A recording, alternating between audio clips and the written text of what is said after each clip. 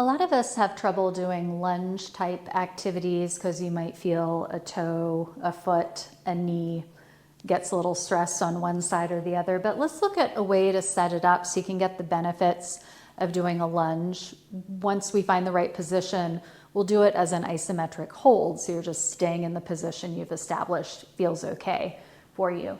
Now the other thing is, it's not really a lunge. Like a lunge would be, let's say we're traveling, doing walking lunges or alternating sides.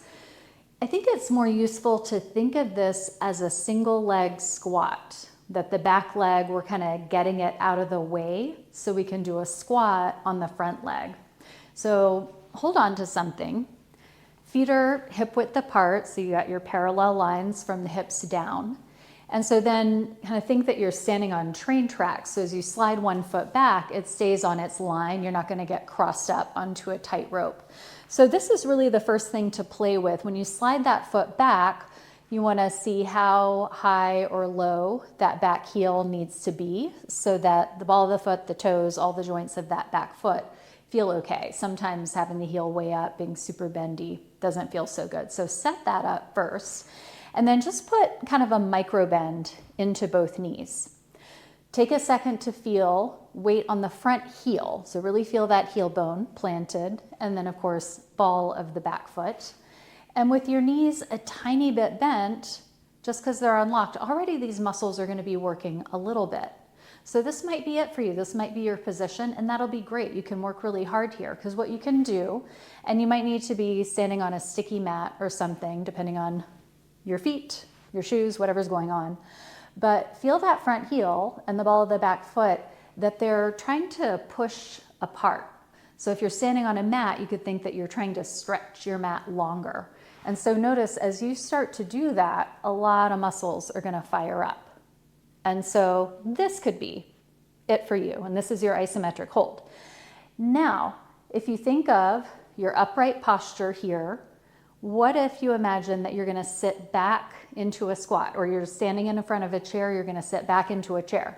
So as my knees bend, I'm not going straight downward. I'm actually taking my tailbone a little bit back and down, the same way I would use to sit down. And see how low you can take that.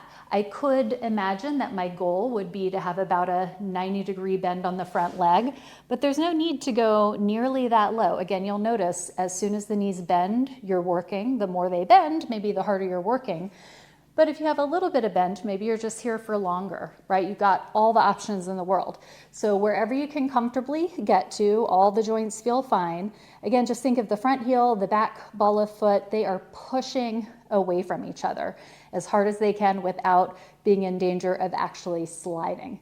And you might time yourself here. See if you can get about 30 seconds of really strong press apart, and then ease up out of there and walk in a big loop, shake it out.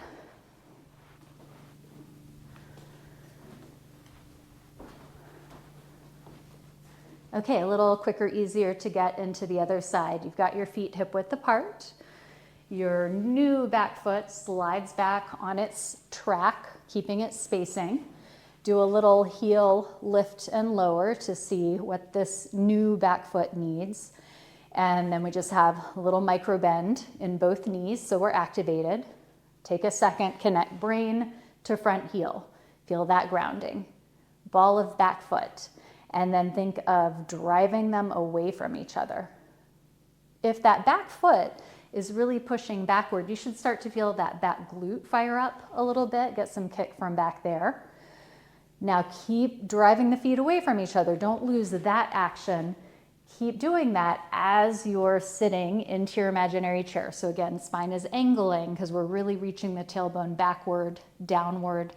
That way the knee isn't going to get shoved out over the toe. It's going to stay pretty much over the ankle. See how low you can comfortably get, and just drive your feet forward, backward, away from each other as hard as you can without actually moving. We're breathing. You might check in with your abdominals, squeeze them in a little bit tighter. And again, give yourself about 30 seconds there, pushing as hard as you can, and then coming up, go for a walk.